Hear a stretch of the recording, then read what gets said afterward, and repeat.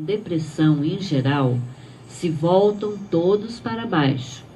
A pessoa fica pessimista, com a autoestima baixa, julga-se incapaz ou até inútil, sente culpa por tudo, fica com a sensibilidade à flor da pele, chora facilmente, torna-se desconfiada e sente mais medo. Tem muitas críticas e exigências, nada lhe agrada e o mau humor e a irritação são constantes.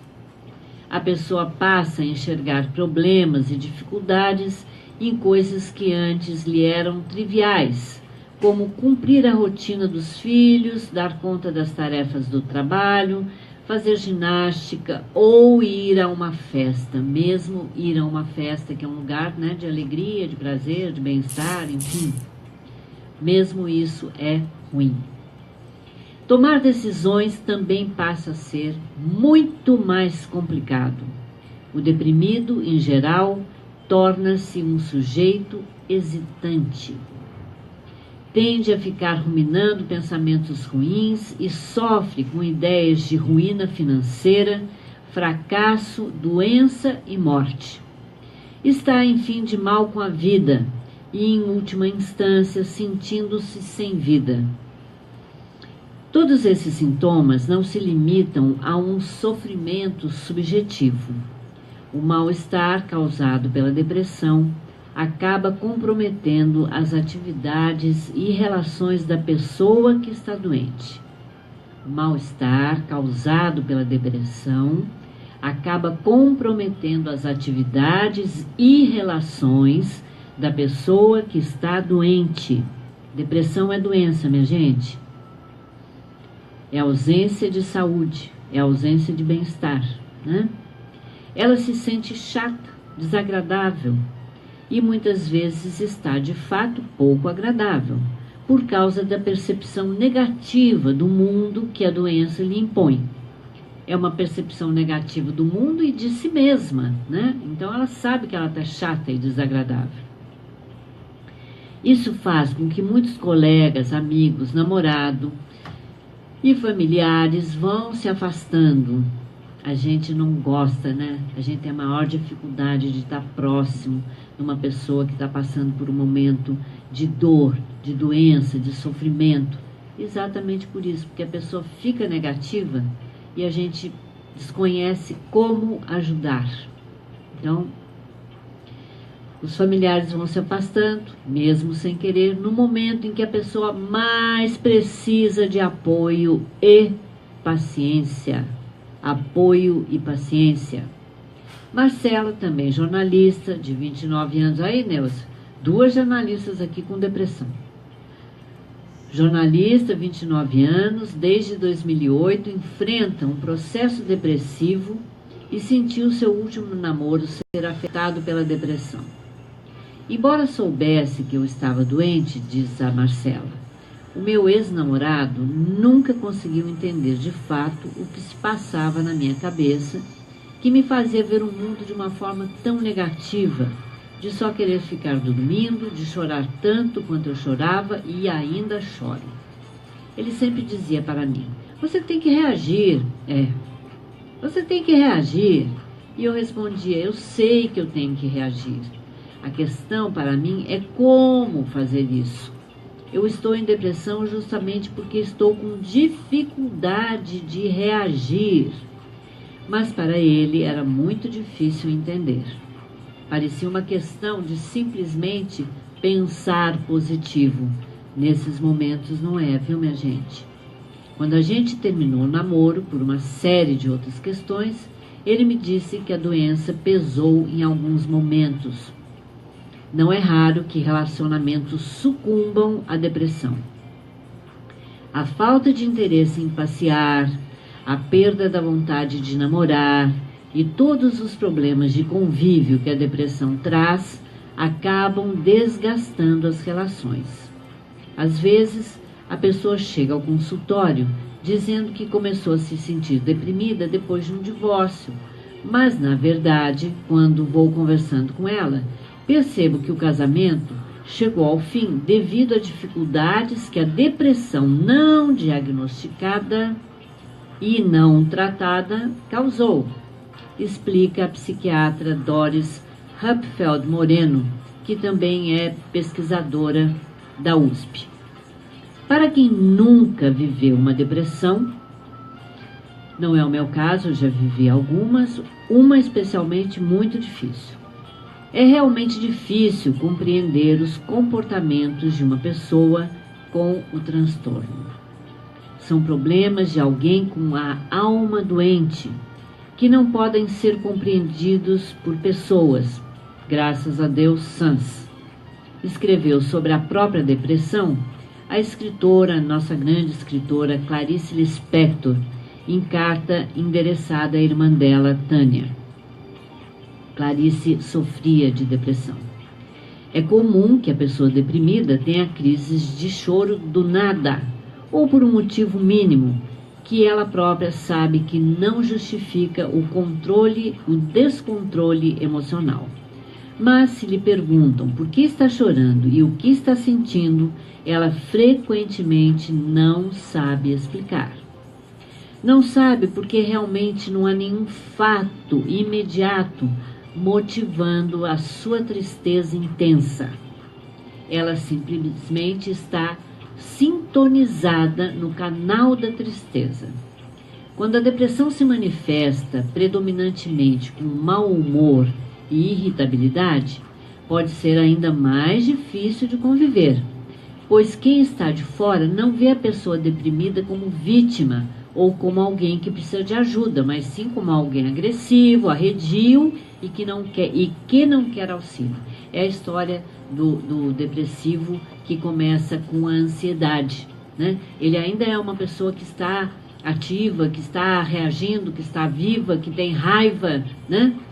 Que tem medo, mas é isso, ele está mal-humorado, ele está irritado e ele não sabe o que está acontecendo com ele, por isso que ele fica assim, mal-humorado, irritado, que não consegue aceitar, nem olhar, nem compreender o que está acontecendo com ele. Especialmente homens reagem muito assim. Estender a mão a uma pessoa doente e não vê-la retribuir o gesto pode ser muito frustrante e cansativo. Mas é preciso fazer algum esforço para compreender que, na maior parte das vezes, quem está em depressão não tem mesmo condições nem de erguer a própria mão para receber amparo. Precisa de uma ajuda especializada mais robusta para se reerguer. Que ajuda que é essa, né? Mais robusta. Enquanto isso, diz a psicóloga Jônia Lacerda, do Ambulatório de Família do Instituto de Psiquiatria da USP, a melhor forma de apoio pode ser simplesmente estar por perto e cuidar para que a pessoa vá ao psicólogo, tome os remédios indicados pelo psiquiatra corretamente, tente fazer exercícios físicos, durma horas suficientes e tenha uma rotina equilibrada para que tudo isso, esse pacote, lhe ajude a sair da tormenta emocional. A melhor forma de apoio pode ser simplesmente estar por perto e cuidar para que a pessoa vá ao psicólogo. Gente, temos psicólogos na cidade, temos psicólogos ótimos no SUS, temos psiquiatras ótimos no SUS, atenção. Tome os remédios indicados pelo psiquiatra corretamente. Tente fazer exercícios físicos, durma horas suficientes e tenha uma rotina equilibrada para que tudo isso lhe ajude a sair da tormenta emocional. Se a doença não é tratada e vai se agravando, pode também ter repercussões sérias na vida profissional e de relacionamento. Há pessoas que chegam a ser demitidas do trabalho ou elas mesmas pedem demissão, porque não dão mais conta de suas tarefas, né, da rotina de trabalho. Em alguns casos, o sujeito não dá conta objetivamente das obrigações, perde dias de expediente, descumpre prazos, tem a qualidade de seu trabalho comprometida. Isso acontece também com dona de casa, viu, minha gente? Que é uma senhora trabalhadora, doméstica, no dia a dia, tem prazos, tem compromisso, tem filho, tem roupa para passar, para recolher do varal, para costurar, tem comida para fazer, compra para fazer, louça para enxugar, louça para guardar, casa para varrer, para limpar, enfim, filho para sentar, para conversar, marido para sentar, para conversar. Gente, dona de casa se deprime, viu? Dona de casa se deprime. Pois é, atenção. E a gente não pode se demitir, né? Em alguns casos, o sujeito não dá conta objetivamente das obrigações. Perde dias de expediente, descumpre prazos, tem a qualidade de seu trabalho comprometida, se sente mal e se sente culpada ainda de estar assim. Dona de casa, gente, dona de casa. Em outros, entrega o resultado esperado, mas não consegue suportar o desgaste emocional e físico que isso acarreta. A depressão provoca tanto cansaço e abala de tal maneira a autoestima das pessoas que pode fazê-las pensar que não são capazes de cumprir funções que desempenharam muitíssimo bem por anos. E aí elas começam a ter desejos de ganhar a vida com atividades mais simples, que exijam pouco delas. Alice, por exemplo, a jornalista que abriu, né, a nossa leitura, que hoje tem uma função de coordenação em seu novo emprego, realiza frequentes viagens internacionais a trabalho e dá conta de grandes responsabilidades.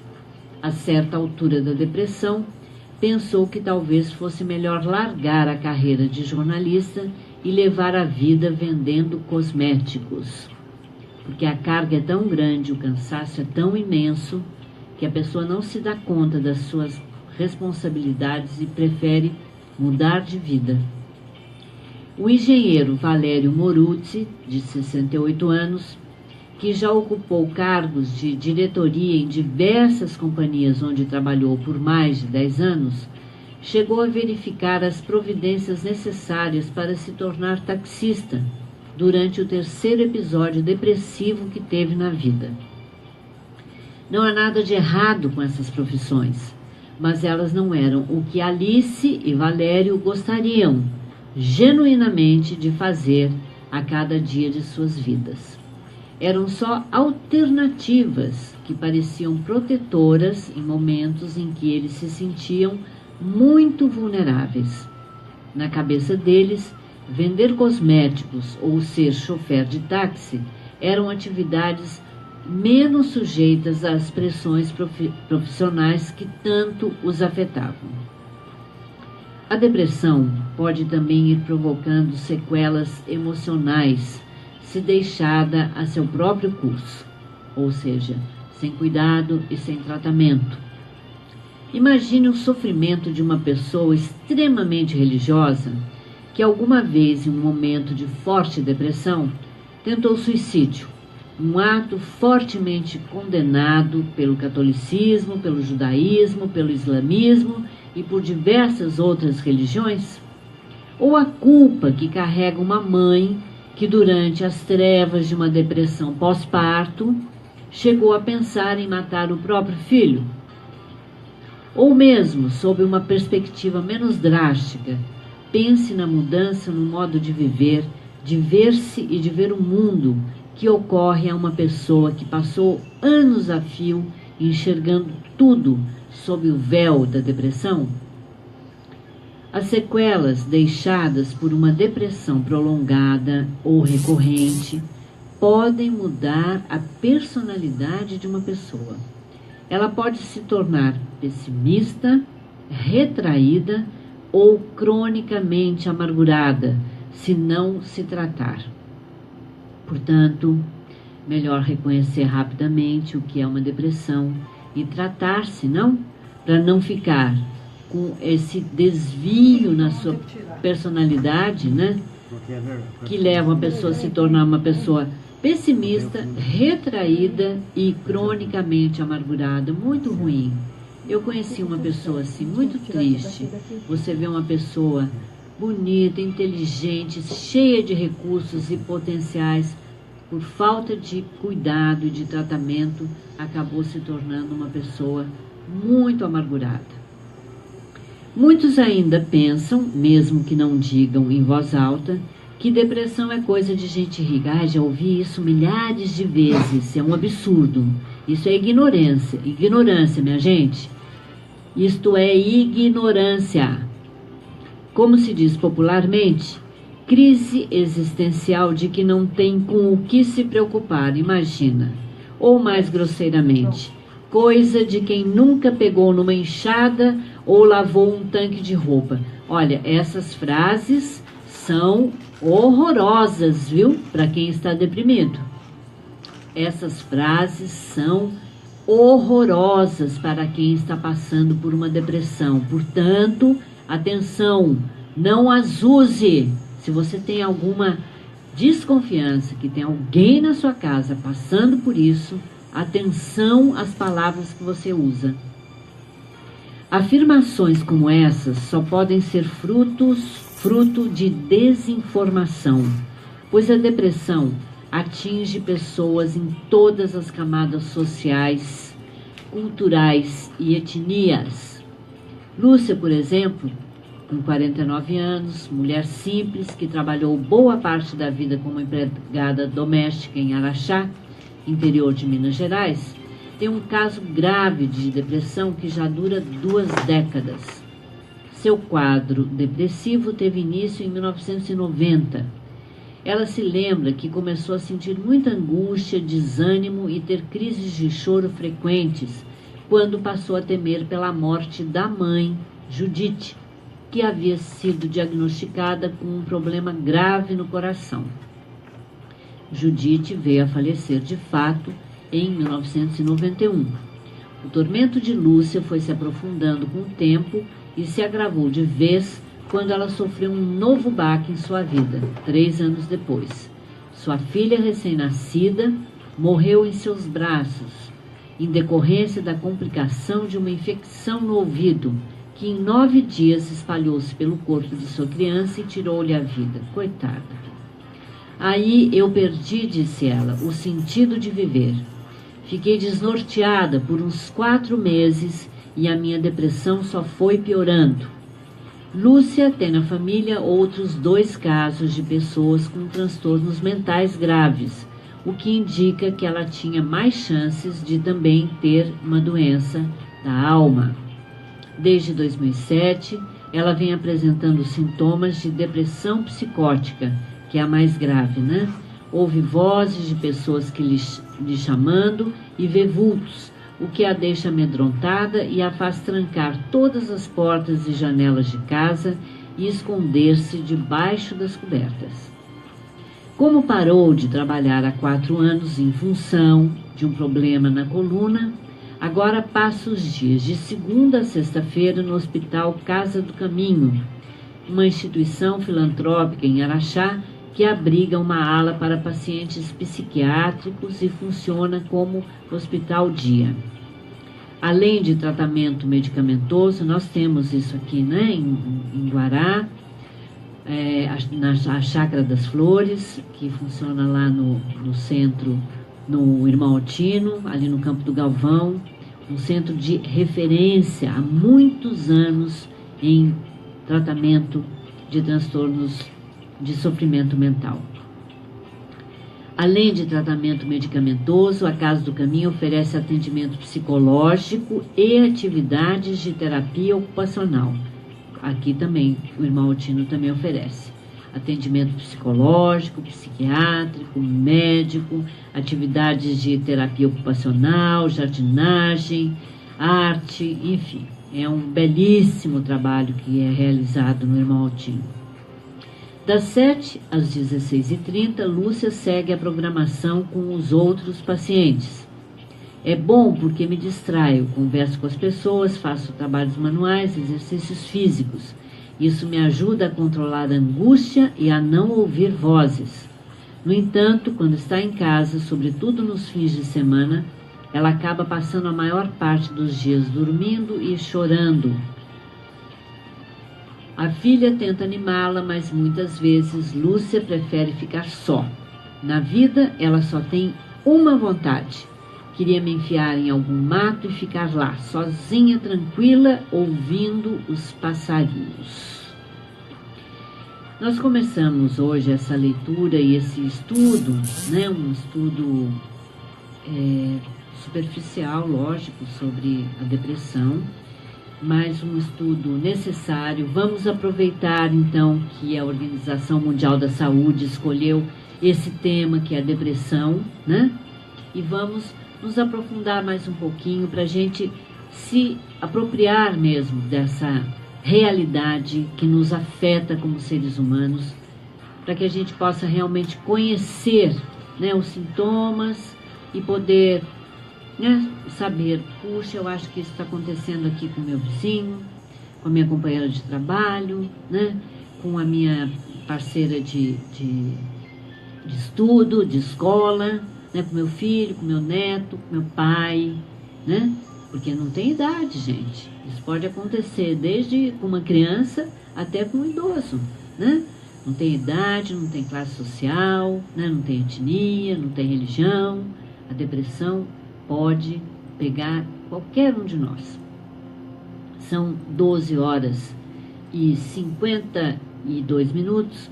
O Diversidade é sempre um patrocínio do Colégio Fênix e Ângulo Vestibulares. O colégio faz toda a diferença na educação do seu filho. Uma ótima tarde para todos vocês, um excelente final de semana e nos vemos segunda-feira. Até lá!